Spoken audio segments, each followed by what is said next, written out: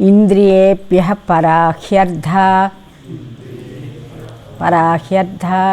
ఇంద్రియేభ్యః పరాహ్ అర్థ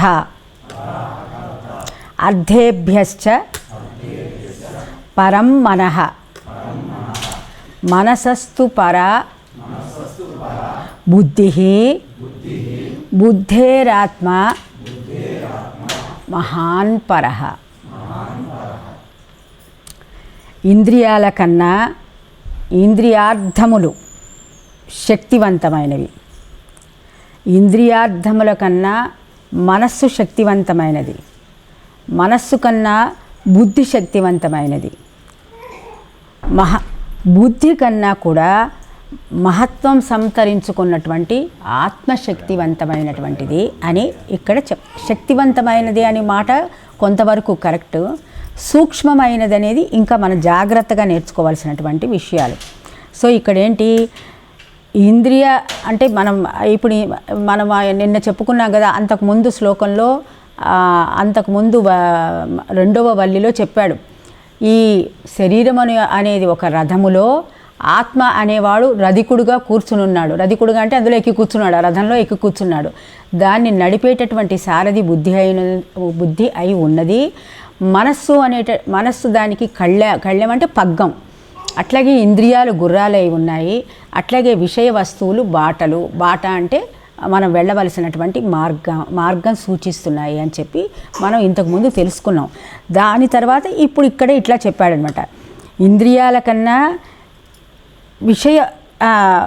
ఇంద్రియార్థాలు గొప్పవైనటువంటివి.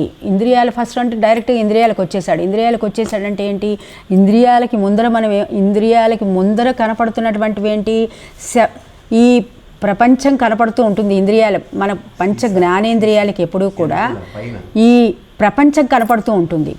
అయితే ఈ ప్రపంచం అన్నీ కూడా ఏం కావాలండి ప్లీజ్ డిస్టార్ట్ అయ్యాలి. ఈ ప్రపంచం కనపడుతూ ఉంటుంది కాబట్టి ఈ ప్రపంచాన్ని గుర్తించే ఇంద్రియాలనేవి గనక, మీరు ఇది జాగ్రత్తగా వినాలి, ప్రపంచాన్ని గుర్తించేటటువంటి ఇంద్రియాలు గనక లేవనుకోండి, ఇంద్రియాలంటే నీకే కాదు, నీకు నాకే కాదు, అందరికీ ఉన్నాయి. ఈవెన్ జంతువులకి, జీవులకి, సూక్ష్మజీవికి కూడా ఇంద్రియాలు ఉన్నాయి. ఆ ఇంద్రియాలు కనుక లేకపోయి ఉంటే గనక అసలు ప్రపంచం ఉంది లేనిది మనకి తెలియదు కదా. ఇది ఒప్పుకుంటారా? అంటే ఏంటి, ఈ ప్రపంచంలో ఉన్నటువంటి 5 పంచభూతాత్మకమైనటువంటి ఈ వస్తు సముదాయము కంటే కూడా ఇంద్రియాలు గొప్పమైనటువంటివి, సూక్ష్మమైనటువంటివి. కానీ మనం ఎప్పుడు దేని గురించి ఆలోచిస్తూ ఉంటాం? ఇంద్రియాల గురించి ఆలోచిస్తామా? కాదు, మనకున్నటువంటి ప్రపంచంలో ఉన్నటువంటి వస్తు సముదాయం గురించి ఆలోచిస్తున్నాం. కాబట్టి మనం ప్రథమంగా ఒక ఇంటూ మార్కు పెట్టుకోవాలి. వస్తు సముదాయం కాదు, మనకు కనపడుతున్నటువంటి వస్తు సముదాయం అంటే ఏంటి, రకరకాలైనటువంటి ప్రలోభాలు, ఇల్లు కట్టుకోవాలి, వాకిలి కట్టుకోవాలి, అది కావాలి, ఇది కావాలి, ఇది కొనుక్కోవాలి, అది కొనుక్కోవాలని ఆరాటం. ఈ ఆరాటం అంతా కూడా నీకు ఎప్పుడు ఉంటున్నది, నీకు పరమాత్ముడు ఇంద్రియాలు అనేటువంటివి ఒకటి ఇచ్చాడు కాబట్టి. అసలు ఆ ఇంద్రియాలు లేవు, కళ్ళు, ముక్కు, చెవి, నోరు లేవు, కాళ్ళు, చేతులు లేవనుకోండి, అప్పుడు ఎంత గొప్ప ధనరాశి, ఇక్కడ దగదగా మెరిసే రత్నాల రాశి ఉన్నా అసలు నీకు అది తెలియదు కదా. అవి తెలుసుకుంటున్నామంటే ఇక్కడ నీకు ఇంద్రియాలు ఉన్నాయి అన్నట్టు గుర్తు.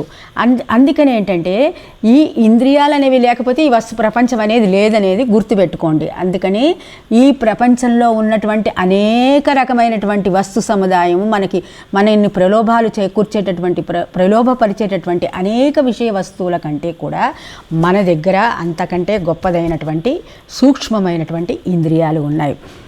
ఇంద్రియాభ్య పరా అర్థ.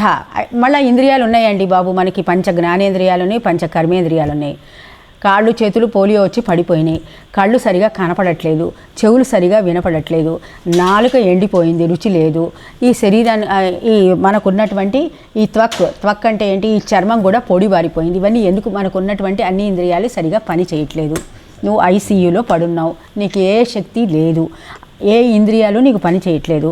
అప్పుడు ఏమైపోతుంది, ఆ ఇంద్రియాల కంటే కూడా ఇంద్రియభ్య ఆ ఇంద్రియార్థాలు గొప్పదైనటువంటి ఇంద్రియార్థాలు లేకపోతే, ఇంద్రియార్థాలు అంటే ఏంటి, శబ్ద, స్పర్శ, రూప, రస, గంధాలు. సో ఈ చెవి మనకు కనపడుతూనే ఉంది, కానీ ఆ చెవికి వినికిడి గుణం అనేటటువంటి చెవికి ఆ వినపడే శక్తి కనుక లేదనుకో, ఈ చెవి ఉండి దండగా. ఇప్పుడు మగవాళ్ళందరినీ చూస్తూనే ఉన్నాం, వాళ్ళకి చెవులు ఉన్నాయి కానీ ఆ వినపడే శక్తి లేదు. అట్లాగే ఒక్కొక్కప్పుడు కొంతమందికి కళ్ళు ఉంటాయి కానీ కళ్ళు చూసేటటువంటి రూపాన్ని గ్రహించేటటువంటి శక్తి వాటికి ఉండదు. అట్లాగే ముక్కు కనపడుతూ ఉంటుంది కానీ చాలామందికి ముక్కు ద్వారా సువాసన దుర్వాసనలు తెలియవు, ఆ ముక్కు బండబారిపోయి ఉంటుందన్నమాట. సో అట్లాగే మిగతా ఇంద్రియాలు కూడా, ఇంద్రియాలు చూడటానికి కనపడుతూ ఉన్నా కానీ వాటి వెనకాల ఇంద్రియార్థాలు శబ్ద స్పర్శ, శబ్దము చెవు ద్వారా వినాలి, స్పర్శ మనకున్నటువంటి తోలు చర్మము ద్వారా స్పర్శ తెలుసుకోగలిగే శక్తి మనకు ఉండాలి. అట్లాగే కన్ను ద్వారా రూపం గ్రహించే, రూపం అంటే ఈ రకరకాలైనటువంటి ఈ మైక్ ఇట్లా ఉంది, చంద్రయారుడు విగ్రహం ఇట్లా ఉంది, రాముడు ఇట్లా ఉన్నాడు, కృష్ణుడు ఉన్నాడు, రాజు ఇట్లా ఉన్నాడు, ఇవన్నీ తెలుసుకునే శక్తి కంటికి లేదనుకో, ఈ కన్ను కనపడుతూ ఒక విధంగా కన్నులాగా కనపడుతున్నా అది ఎందుకు పనికిరా అనమాట. సో ఇంద్రియాలు ఉన్నా అవి పని చేయటానికి కావలసినటువంటి శక్తి ఇంద్రియార్థాలు ఇస్తున్నాయి. ఆ ఇంద్రియార్థాలు ఏంటి? శబ్ద స్పర్శ రూపరసగంధాలు. అవి గనక ఆ పరమాత్ముడు మనకి ఇవ్వలేదనుకోండి, అవి ఈ లోపల ఈ శరీరంలో నిక్షిప్తం చేయలేదనుకోండి, నిక్షిప్తం చేయకపోతే ఈ కళ్ళు చెవులు కళ్ళు ముక్కు నోరు ఇవన్నీ ఉన్నా కూడా ఇదంతా కూడా వ్యర్థమే. సో ఇప్పుడు కనపడేటటువంటి వస్తువుల కంటే ఇంద్రియాలు గొప్పవి, ఇంద్రియాల కంటే కూడా ఇంద్రియార్థాలు గొప్పవి, ఇంద్రియార్థాల కంటే కూడా మనస్సు ఇంకా గొప్పదైనటువంటిది, ఇంకా సూక్ష్మతరమైనటువంటిది అంటున్నాడు.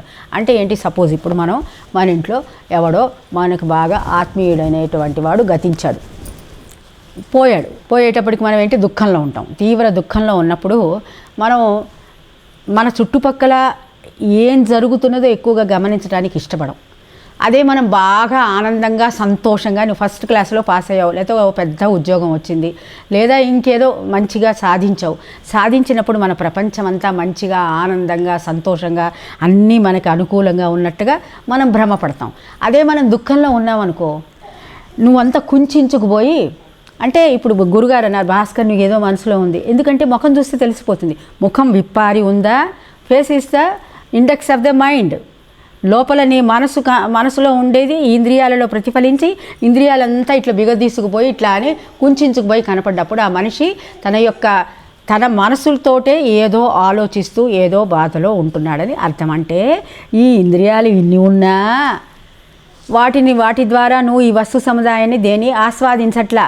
అప్పుడు వచ్చి ఎవడో నీ ఆత్మీయుడు జరిగిపోయినప్పుడు అప్పుడు వచ్చి నేను నీకు బ్రహ్మజ్ఞానం చెప్తానంటే నువ్వు వింటావా? పోవమ్మ పో, అవతలికి పో, నువ్వు నీ జ్ఞానం పక్కన మడిచిపెట్టి అవతలికి పో, నేను వింటానికి నాకు ఇప్పుడు లేదు. ఫస్ట్ నాకు నా ఆత్మీయుడు ఎవరో జరిగిపోయాడు, ఆ విషయంగా నేను ఎన్నో చేయాల్సినవి ఉన్నాయి అని అంటావు. సో అక్కడ ఎన్ని ఉన్నా అక్కడ దండగా.